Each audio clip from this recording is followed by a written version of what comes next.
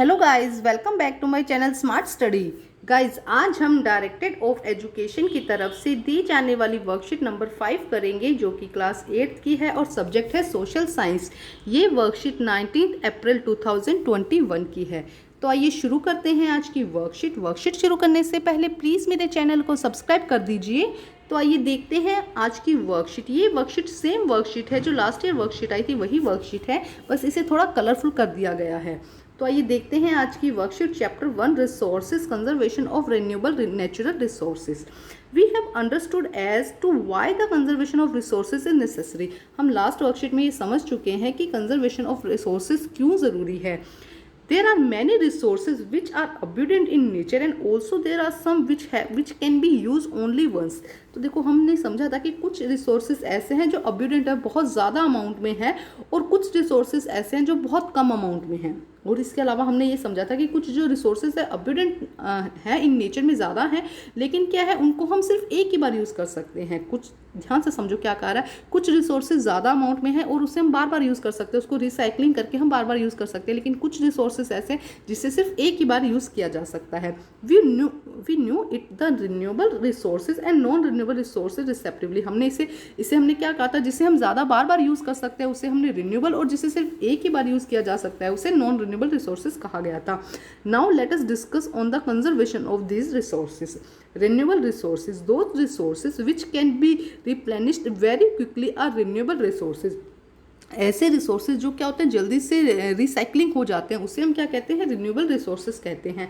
However, if we use some of these renewable resources like water, soil, air and forest carelessly, it will have an adverse effect on their deposits। देखो क्या कह रहा है कि जैसे कि हमें पता है कि एयर, वाटर, सॉइल, फॉरेस्ट क्या है, अब्यूडेंट है, बहुत अमाउंट में है, लेकिन अगर हम इनका यूज़ केयरलेसली करेंगे, ध्यान से इनका यूज़ नहीं करेंगे, तो ये भी क्या हो जाएंगे, एक दिन ख़त्म हो जाएंगे, या इनका ये यूज़ करने के लायक नहीं रहेंगे। Insufficient water and drying of nature source are water are the major issue in the most part of the world. देखो, वर्ल्ड में इनसफिशिएंट वाटर है, अब इतने लोगों ने पानी को इतना केयरलेस यूज़ किया, उससे क्या हुआ, पानी की कमी हो गई है, या फिर क्या हो गया, जो drying of the nature resource, जो नेचुरल रिसोर्सेज थे वाटर के, वो क्या होते जा रहे हैं, ड्राई होते जा रहे हैं। Similarly digging of top soil and continuous deforestation led to the reoccurrence of the nature disaster which pose a great challenge of mankind। देखो क्या कहा जा रहा है कि डिगिंग ऑफ टॉप सॉइल मतलब कि जो भूमि की खुदाई करना, या डिफॉरेस्टेशन, इससे क्या हो रहा है, जो मनुष्य है वो अपने आप ही खतरा मोल ले रहा है, बार बार ऐसी चीज़ें करके वो क्या कर रहा है, अपने लिए ही मुश्किलें पैदा कर रहा है। आगे देखते क्या कहा गया है, एक्टिविटी दी गई है। Let us find out what would happen if portable water on earth get reduce. अगर पोर्टेबल जो वाटर है, पोर्टेबल वाटर मतलब जो पीने वाला पानी है, पोर्टेबल वाटर अगर क्या हो जाता है, रिड्यूस हो जाता है, कम हो जाता है, तो इससे क्या होगा। देखो, सबसे पहले तो लोगों को अगर पानी नहीं मिलेगा पीने वाला, तो वो गंदा पानी पिएंगे, जिससे बहुत सारी बीमारियां हो सकती है। और जब पोर्टेबल पानी कम हो जाएगा तो उससे क्या होगा, जो खेती की जा रही है, जो कल्टीवेशन है, वो क्या हो जाएगा, वो मुश्किल हो जाएगा। नेक्स्ट देखते हैं क्वेश्चन क्या कहा गया, what would happen if forest on earth get finish. अगर फॉरेस्ट फिनिश हो जाएंगे तब क्या होगा, देखो पूरा जो मनुष्य का जीवन है वही अस्त व्यस्त हो जाएगा। तो आइए करते हैं पहले ये दो आंसर। हम देखिए क्या आंसर होगा। If portable water on earth get reduce, how would it effect our life. Dispute regarding water will increase. देखो, डिस्प्यूट होने लग जाएगा लोगों के बीच, अगर थोड़ा सा पानी होगा तो उसको लेकर लड़ाइयाँ शुरू हो जाएगी। There will be shortage of food grain, खाने का जो फूड है उसकी क्या हो जाएगी, शॉर्टेज हो जाएगी। Agriculture will be expensive due to the which inflation by the increase. देखो क्या कहा जा रहा है, जो एग्रीकल्चर है वो क्या हो जाएगा, एक्सपेंसिव हो जाएगा। पानी कम होगा तो पानी उनको खरीदना पड़ेगा, जिससे भी जो भी क्या एग्रीकल्चर है वो क्या हो जाएगा, एक्सपेंसिव हो जाएगा। ड्यू टू विच इन्फ्लेशन में increase. Drinking polluted water will increase water borne disease. अगर ड्रिंकिंग जो पानी पी रहे हैं वो पोल्यूटेड पानी पी रहे हैं, तो उससे क्या हो जाएगा, जो वाटर बोर्न डिजीज है वो भी क्या होने लग जाएंगी, ज़्यादा होने लग जाएंगी। तो इस तरह की कुछ मुश्किलें पैदा हो जाएंगी अगर जो पोर्टेबल वाटर है वो कम हो जाएगा इस अर्थ पर। अब देखते हैं नेक्स्ट क्वेश्चन। नेक्स्ट देखो, नेक्स्ट क्या कहा गया था, what would happen if the forest on earth get exhausted. अगर फॉरेस्ट क्या हो जाएंगे, खत्म हो जाएंगे, तब क्या हो सकता है, it lead to environment imbalance. इससे क्या हो जाएगा, जो एनवायरमेंट का बैलेंस बना हुआ है सबसे पहले तो वही बिगड़ जाएगा। The life of wild life will be danger. जो वाइल्ड लाइफ एनिमल्स, जो एनिमल्स वहाँ रह रहे हैं, जो वाइल्ड लाइफ है, उनकी क्या हो जाएगी, लाइफ डेंजर में चली जाएगी। Will pose a threat to human existence, human का जो अस्तित्व है वो भी क्या हो जाएगा, खतरे में पड़ जाएगा। ना तो देखो उसे मेडिसिन मिल पाएंगी, ना उसे अच्छी हवा मिल पाएगी, है ना। तो बहुत सारा जो हम बहुत पूरी तरह से कैसे कह सकते हैं कि प्लांट्स पर ही डिपेंडेंट है, तो हमारी जो लाइफ है वो क्या हो जाएगी, खत्म हो जाएगी। तो अब करते हैं आगे की वर्कशीट। देखो आगे क्या कहा गया है, every person can contribute in conservation of resources. हर एक व्यक्ति क्या कर सकता है, कॉन्ट्रीब्यूशन कर सकता है। Some of them are listed now, a part of from this right you can contribute. अच्छा, आपको बताना है कि आप किस तरह से यहाँ पे कॉन्ट्रीब्यूशन कर सकते हैं। तो conservation of water by not using portable water for cleaning roads and washing vehicles. Vehicle को वॉश करने के लिए, रोड को वॉश करने के लिए आप पोर्टेबल वाटर का बिल्कुल भी यूज़ नहीं कीजिए। पानी पीने वाला जो है उसे बिल्कुल भी यूज़ नहीं करना है। Conservation water while doing daily chores, bathing, washing and clothing. जो डेली की जो वर्क है उसके लिए आप क्या कर सकते हैं, वाटर को कम से कम यूज़ कीजिए। टैप को खुला मत छोड़े। देखो आप यहाँ पे क्या लिख सकते हैं, टैप को ओपन ना छोड़े। जब भी आप ब्रश कर रहे हैं, कुछ कर रहे हैं, तो पानी को कम से कम यूज़ करें। उसके अलावा क्या कर सकते हैं, कोई लीकेज ना हो उसके बारे में आप यहाँ पर लिख सकते हैं कि लीकेज को चेक करते रहे कि आपके घर में कोई लीकेज ना हो। Conservation of land and soil by using fertile land for agriculture. जो भी फर्टाइल सॉइल है उसके लिए, जो भी फर्टाइल लैंड है वो आप किसके लिए यूज़ करें, ओनली एग्रीकल्चर के लिए। और जो भी बंजर हो गई है, building homes and factories only the bearer land. जो भी बंजर हो गई है भूमि, बैरर है लैंड है, वहीं पे क्या करें, फैक्ट्रीज बनाएं या होम बनाएं या अपना जो भी आपको काम बनाना है वो वहाँ पे करें। इसके अलावा क्या कर सकते हैं, पेस्टिसाइड्स का यूज़ ना करें, है ना। उससे भी क्या होती है, भूमि क्या होती है, जो लैंड है वो क्या हो जाती है, भूमि जो है वो फर्टाइल नहीं रहती है।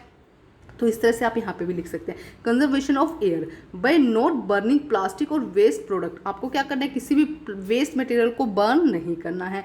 प्लांटिंग सैपलिंग, प्लांट को ज़्यादा से ज़्यादा प्लांट्स लगाने हैं, ठीक है। इसके अलावा और क्या कर सकते हैं, इसके अलावा आप कर सकते हैं कि आप जो एसी या ये इन सब चीज़ों का कम यूज़ करें, व्हीकल्स का कम यूज़ करें, इससे भी पोल्यूशन कम होगा, है ना।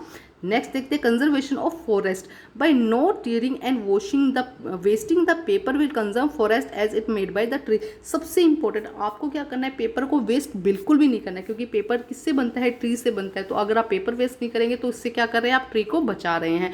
To make people aware for not cutting tree, लोगों को क्या करना, अवेयर करना है। इसके आसपास, जैसे कि आपके घर के आसपास कोई प्लांट में फूल लगा है, लीफ लगी है, आपको उसको बिल्कुल भी नहीं तोड़ना है और उनकी टेक केयर करना, उनको ध्यान रखना, उनको पौधों में पानी टाइम से देना है, वो ध्यान उनको थोड़ा इतना करके भी आप क्या कर सकते हैं, कंजर्वेशन ऑफ फॉरेस्ट में हेल्प कर सकते हैं।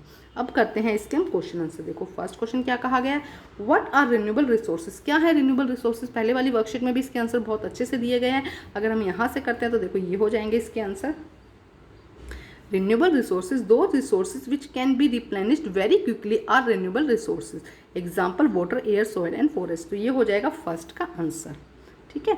सेकंड देखते हैं, क्वेश्चन नंबर सेकंड क्या कहता है, how can we reduce the wastage of water. कैसे हम वाटर को वेस्ट होने से बचा सकते हैं। देखो कोई आपके टैप लीक हो रही है, उसको ध्यान रखिए, ब्रश करते वक्त पानी का कम से कम यूज़ कीजिए ना। तो आइए करते हैं इसका आंसर हम। तो देखिए क्या होगा answer, check that there is no water leakage in your homes, use as much water as you need. उतना ही पानी यूज करें जितना आपको ज़रूरी हो। Keep water tap close after use, हमेशा वाटर टैप को क्लोज करें यूज के बाद में। Do not waste too much water for brushing and bathing, bathing and brushing के लिए ज़्यादा वाटर वेस्ट ना करें, है ना। तो इस तरह से आप रिड्यूस कर सकते हैं वाटर वेस्टेज को। अब हम करते हैं क्वेश्चन नंबर 3। क्वेश्चन नंबर 3 देखो क्या कहता है, suggest that way for the conservation of forest. Forest conservation के लिए आप क्या सजेस्ट कर सकते हैं वो बताइए। तो आइए करते हैं इसे सॉल्व। देखो क्या आंसर आ सकता है इसमें, strict law can be made for forest protection. Forest को प्रोटेक्ट करने के लिए क्या करना चाहिए, ज़्यादा से ज़्यादा स्ट्रिक्ट लॉ बनाने चाहिए। लोग कब फॉरेस्ट को कट करने से डरेंगे, जब स्ट्रिक्ट लॉ होंगे। एफॉरेस्टेशन, ज़्यादा से ज़्यादा पेड़ पौधे लगाइए। Control on cutting on tree, tree को कंट्रोल कीजिए, कटिंग करने से ट्री को आप खुद कीजिए कि आप कभी किसी ट्री को नहीं काटेंगे। आपके आसपास अगर कोई ऐसा कर रहा है तो उसे रोकेंगे। कंट्रोल ऑन ओवर ग्राजिंग, जो ओवर ग्राजिंग हो रही है, जो पशुओं को खाना चराया जाता है, ओवर ग्राजिंग जो है उससे भी क्या करेंगे, कंट्रोल करेंगे। इसके अलावा आप क्या करेंगे, ज़्यादा से ज़्यादा पेड़ लगाएंगे, पेड़ पौधों का ध्यान रखेंगे, पेपर को वेस्ट नहीं करेंगे, ये भी आप इसके अंदर इंक्लूड कीजिएगा। अब हम करते हैं question number 4। Question number 4 and last question क्या है, why is conservation of resources for the future necessary. Future के लिए रिसोर्सेज को कंजर्व करना क्यों ज़रूरी है बेटा, फ्यूचर जनरेशन के लिए ज़रूरी है। देखो अगर फ्यूचर के लिए नहीं करेंगे तो आने वाले टाइम में कुछ मिलेगा ही नहीं, है ना। तो इसलिए रिसोर्सेज को क्या है, कंजर्व करना ज़रूरी है। तो आइए करते हैं इसका आंसर। देखिए क्या हो सकता है, फॉर द कमिंग जनरेशन, आने वाली जनरेशन के लिए सबसे पहले फॉर यूनिफॉर्म डेवलपमेंट, जो सुख सुविधाएं हमने ली हैं वो सुख सुविधाएं नेक्स्ट जनरेशन को भी मिलनी चाहिए ना, इसीलिए for uniform development. Some resources are inseparable, कुछ रिसोर्सेज ऐसे हैं जो सेपरेबल नहीं है, अगर एक खत्म होगा तो दूसरा उसके साथ खत्म हो जाएगा, इसीलिए क्या है उनको भी हमें क्या करना है, कंजर्व करके रखना है। Some resources are expensive and limited in quantity, कुछ रिसोर्सेज क्या है, एक्सपेंसिव है और लिमिटेड है, इसीलिए भी उन्हें हमें क्या करना है, कंजर्व करके रखना है। तो आज की जो वर्कशीट है वो कंप्लीट होती है। वर्कशीट कंप्लीट करके अपने टीचर से चेक करवाइए और प्लीज़ मेरे चैनल को लाइक कीजिए, सब्सक्राइब कीजिए और शेयर कीजिए। Thank you.